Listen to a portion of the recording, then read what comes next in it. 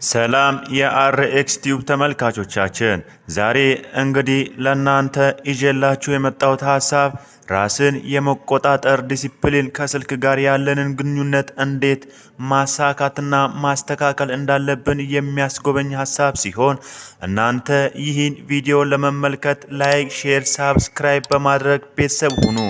የስልክ ሱስ ሕይወቱን የቀየረው አንድ ቀን ስልክህ ብጠፋ ምን ታደርጋለህ?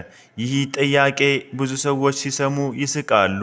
ነገር ግን ለአንድ ወጣት ይህ ጥያቄ ሕይወቱን ቀይሮታል።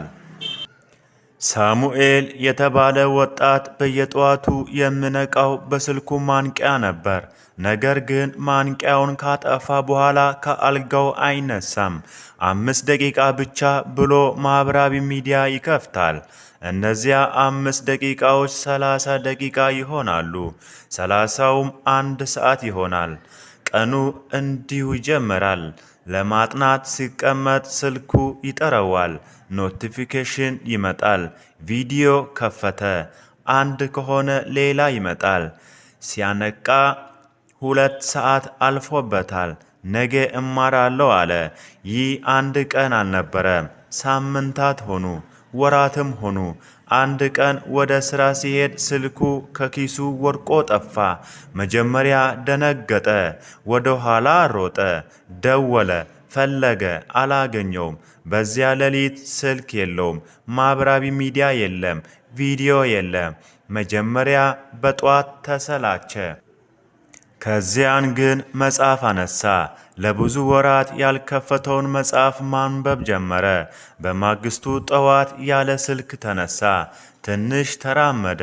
ከቤተሰቡ ጋር ተወያየ።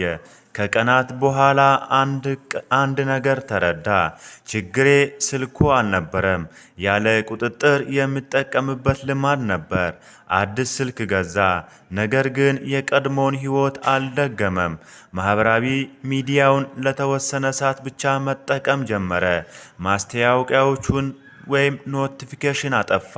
በጠዋት ለ1 ሰዓት ስልኩን አይነካም። ምሽትም ከመተኛቱ በፊት ስልኩን ያስቀምጣል።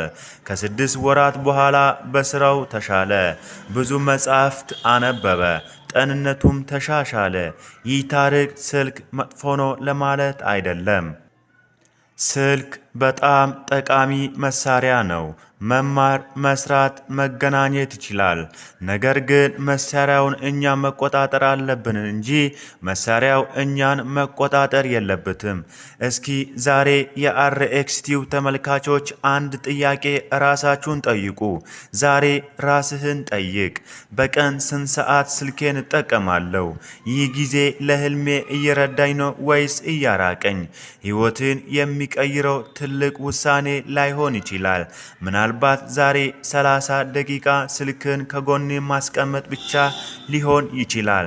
ዲሲፕሊን ከትልቅ እርምጃ አይጀምርም። በየቀኑ ከምታደርገው ትንሽ ምርጫ ይጀምራል። ታዲያስ የአርኤክስ ቲዩብ ተመልካቾቻችን ዛሬ ከዚህ ቪዲዮ ምን ተረዳችሁ? እኔም እበረታ ዘንድ ላይክ፣ ሼር፣ ሳብስክራይብ እያደረጋችሁ ሐሳባችሁን በኮመንት አሳውቁኝ። ሁሌም እንደምንለው መድኃኒትን ያለ ሐኪም ትዕዛዝ መውሰድ ጤናን ይጎዳል። አርኤክስ ቲዩብን ይከታተሉ። መልካም ሳምንት።